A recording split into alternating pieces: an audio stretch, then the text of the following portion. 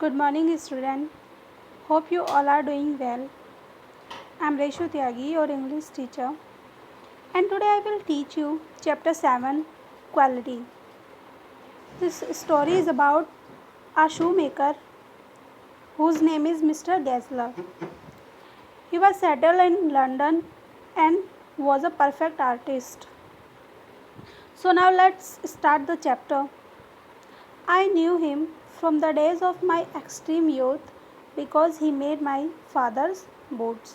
मैं उसे अपने बचपन के दिनों से जानता हूँ क्योंकि वो मेरे फादर के भी बूट बनाता था. He lived with his elder brother in his shop. वो अपने एल्डर ब्रदर के साथ शॉप में रहता था, which was in a small by street in a fashionable part of London. जो एक छोटी सी गली में थी लंदन के एक फैशनेबल पार्ट में. The shop had a certain quite distinction. और जो वो शॉप थी उसकी कुछ अलग मतलब ख़ास चीज़ ये थी. There was no sign upon it other than the name of Gessler brothers. कि उसकी जो शॉप थी उस पर और कोई साइन नहीं था सिवाय गैसलर ब्रदर्स के.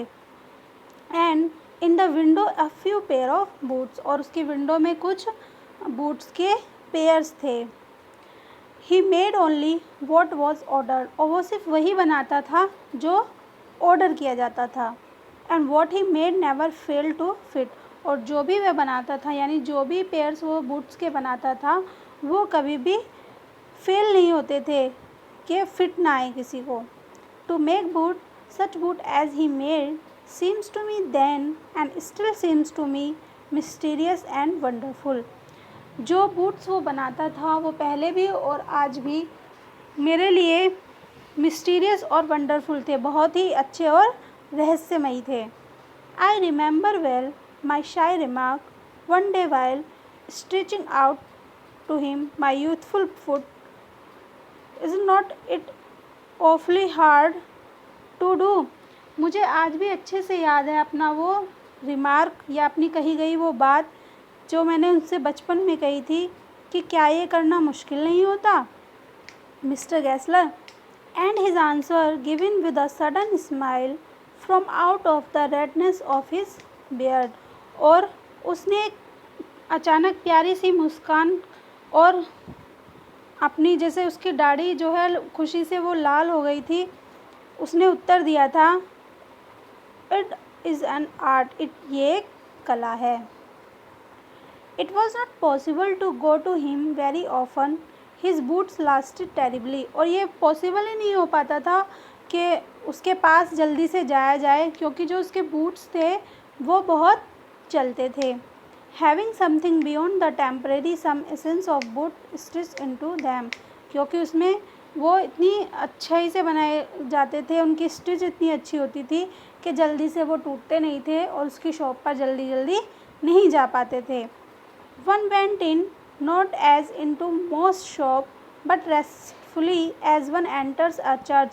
और जब कोई उसकी शॉप में जाता था तो ऐसा लगता ही नहीं था जैसा कि मोस्टली शॉप में जाकर लगता है, बल्कि रेस्टफुली जब उसकी शॉप में एंटर किया जाता था तो ऐसा लगता था कि हम किसी चर्च में एंटर कर रहे हैं. And sitting on the single wooden chair. और वहाँ पर बैठने के लिए एक सिंगल लकड़ी की चेयर थी.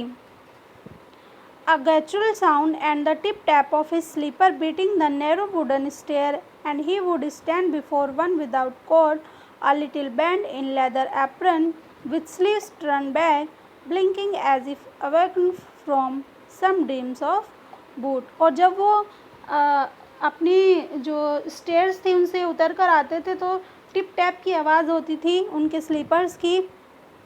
और बिना कोट के एक आदमी हमारे सामने खड़ा होता था लेदर का एप्रन लगाए हुए और जिसकी स्लीव्स जो हैं वो ऊपर को मुड़ी हुई होती थी. और ऐसा लगता था कि ये अभी अभी जो है बूट्स के सपनों से जागा है. And I would say how do you do mister Gessler. और मैं फिर उनसे कहता था कि आप कैसे हैं mister Gessler. Could you make me a pair of Russian leather boots. क्या आप मेरे लिए एक रशियन लेदर के बूट्स का पेयर बना सकते हैं. Without a word, he would leave me retiring whence he came or into the other portion of shop, and I would continue to rest in the wooden chair inhaling the incense of his trade. और बिना कुछ कहे वो चले गए अपनी shop के दूसरे पोर्शन में और मैं देखता रहा उनकी ट्रेड के बारे में. Soon he would come back, जल्दी ही वो वापस आए, holding in his hand a piece of gold brown leather. जल्दी ही वो वापस आए अपने हाथ में एक गोल्ड ब्राउन लेदर को पीस को पकड़े हुए. With I fixed on it, और उस पर आंखें फिक्स कर कर उन्होंने कहा. इट वुड रिमार्क, ये बात कही. व्हाट अ ब्यूटीफुल पीस, कितना सुंदर पीस है.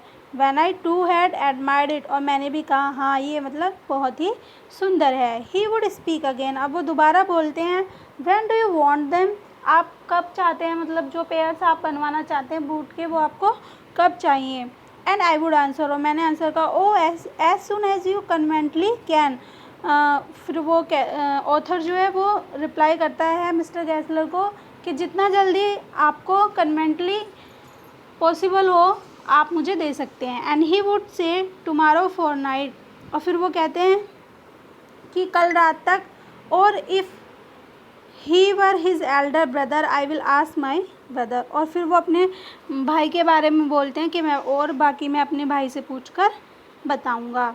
Then I would murmur thank you good morning mister Gessler, good morning. He would reply, और फिर मैंने धीरे से कहा कि धन्यवाद मिस्टर गैसलर, गुड मॉर्निंग. और मिस्टर गैसलर ने भी आंसर किया good morning. Still looking at the leather in his hand as I moved to the door, I would hear the tip tap of his slipper going up the stair to his dream of boots. और जैसे ही मैं दरवाजे की तरफ मुड़ा तो मुझे सुनाई दे रही थी उनके स्लीपर्स की टिप टैप की आवाज़, जो जब वो स्टेयर्स पर चढ़ रहे थे तब आ रही थी, और वो जा रहे थे अपने बूट्स के सपनों में. I can't forget that day on which I had occasion to say to him, और मैं उस दिन को भी नहीं भूल सकता हूँ जब मैंने उनसे ओकेशनली ये कहा था. Mister Gessler that last pair of boot cracked you know, कि मिस्टर गैसलर जो मैंने लास्ट जो बूट्स के पेयर लिए थे उनमें कुछ प्रॉब्लम है, क्या आपको पता है. He looked at me for a time without replying, और वह बिना उत्तर दिए कुछ समय तक मुझे देखते रहे. As if expecting me to withdraw or qualify the statement, जैसे कि वो मुझसे एक्सपेक्ट कर रहे हैं कि मैंने जो बात कही है मैं उसको वापस ले लूँ या उसमें कुछ चेंजेस करूँ. देन सैड, और फिर उन्होंने कहा it should not have greatly, ऐसा होना नहीं चाहिए कि मेरे मतलब बनाए हुए बूट्स में कुछ प्रॉब्लम है. It did, I am afraid, ऐसा ही है, मैंने डरते हुए कहा. So student, this is the explanation of your chapter 7. We will read remaining chapter in next class. If you have any question then ask me. Thank you.